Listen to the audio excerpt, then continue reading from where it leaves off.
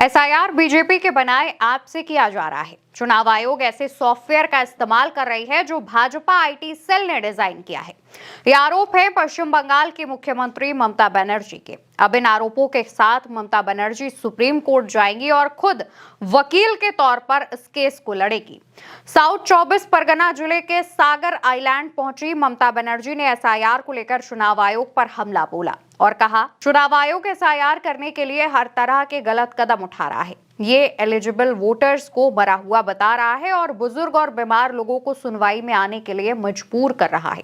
चुनाव आयोग एसआईआर में भाजपा के आईटी सेल के बनाए मोबाइल ऐप्स का इस्तेमाल कर रहा है। ममता बनर्जी ने लोगों को एसआईआर के दौरान सावधान रहने की बात कही और एसआईआर की वजह से हुई मौतों को लेकर कहा कि इसके खिलाफ अदालत में हम याचिका दायर करेंगे। मुख्यमंत्री यही नहीं रुकती हैं। उन्होंने खुद केस लड़ने की बात कहते हुए कहा कि वो एक ट्रेंड वकील हैं और केस लड़ना जानती हैं। ममता बनर्जी के इस बयान के बाद उनकी पार्टी के सांसद डेरेक ओब्रायन ने चुनाव आयोग के खिलाफ सुप्रीम कोर्ट में याचिका भी दाखिल कर दी है। याचिका में कहा गया है कि पश्चिम बंगाल में चल रहे एसआईआर को करने के लिए मनमानी और प्रोसेस में गलत कामों का सहारा लिया जा रहा है।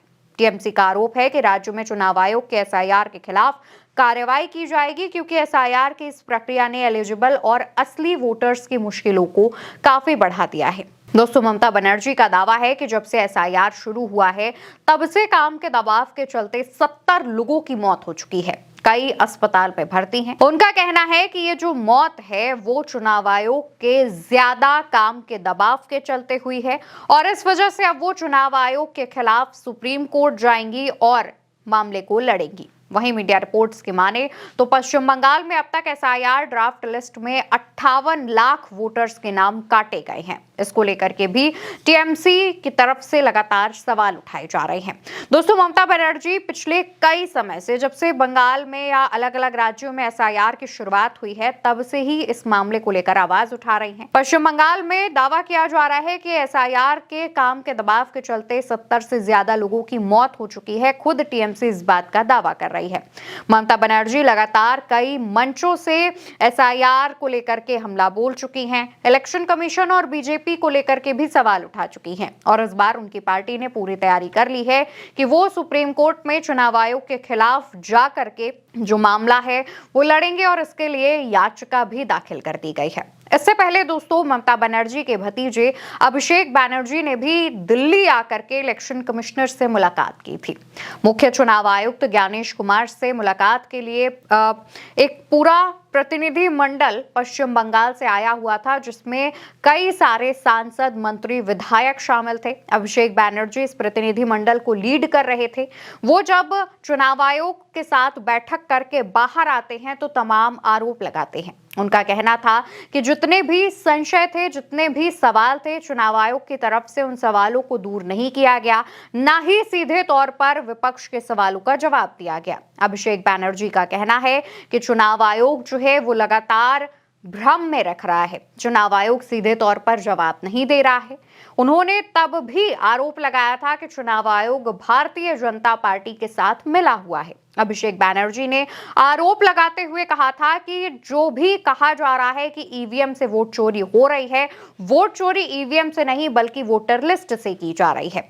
टीएमसी भी बीते कई दिनों से सेम बात दोहरा रही है। टीएमसी का कहना है कि वोट चोरी वोटर लिस्ट में धांधली करके की जा रही है और इसी वजह से भाजपा को जिताया जा रहा है। मुख्यमंत्री ममता बनर्जी ने खुद ये कहा कि वो पश्चिम बंगाल में भाजपा और इलेक्शन कमीशन के मंसूबों को कामयाब नहीं होने देंगी। दोस्तों, पश्चिम बंगाल में एसआईआर के बाद 58 लाख लोगों के नाम कटने की बात सामने आई है। हालांकि अभी फाइनल वोटर लिस्ट जारी होना बाकी है। अभी ड्राफ्ट लिस्ट जारी की गई है। ऐसे में अगर किसी का नाम कट गया है तो वो उसके लिए आवेदन कर सकता है। तमाम जो फॉर्म्स हैं वो चल रहे हैं, लेकिन कहा यह जा रहा है कि इसमें जो है भाजपा को फायदा हो सकता है। वहीं दूसरी तरफ अगर हम चुनावों की बात करें तो अभी आधिकारिक घोषणा नहीं की गई है, लेकिन माना जा रहा है कि अप्रैल के महीने में पश्चिम बंगाल में चुनाव हो सकते हैं। 294 सीटों वाली विधानसभा पश्चिम बंगाल में चुनाव कई चरणों में कराया जा सकता है। इसका सभी को इंतजार है, सभी दल इसकी तैयारी कर रहे हैं, लेकिन ममता बनर्जी भारतीय जनता पार्टी और इलेक्शन कमीशन पर समय समय पर ऐसे आरोप लगा रही हैं और जनता के बीच जाकर ये तमाम चीजें पहुंचा रही हैं। ममता बनर्जी जब भी अपनी जनसभा कर रही हैं उस दौरान बड़ी संख्या में जो महिलाएं हैं उनकी जनसभाओं में पहुंच रही हैं। ममता बनर्जी हर मंच से ये बात दोहरा रही हैं कि वो किसी भी हालत में पश्चिम बंगाल में भारतीय जनता पार्टी की सरकार नहीं बनने देंगी। वो भारतीय जनता पार्टी के पश्चिम बंगाल वाले नेताओं को कम टारगेट करती हैं। ममता बनर्जी इससे ज्यादा टारगेट गुजरात लॉबी को करती हैं। उनका मानना है, उनका कहना है कि गुजरात से आने वाले नेताओं को वो पश्चिम बंगाल में शासन नहीं करने देंगी। ममता बनर्जी मानती हैं कि अगर पश्चिम बंगाल में भारतीय जनता पार्टी की सरकार बन गई तो पश्चिम बंगाल के ऐतिहासिक धरोहरों को और तमाम संसाधनों को उद्योगपतियों को बेचा जा सकता है, अडानियों को बेचा जा सकता है और यही बात वो जनता तक पहुंचा रही हैं। ममता बनर्जी ने खुद खुले मंच से इस बात का ऐलान किया है कि अब वो भारतीय जनता पार्टी और इलेक्शन कमीशन के खिलाफ सुप्रीम कोर्ट पहुंच चुकी हैं।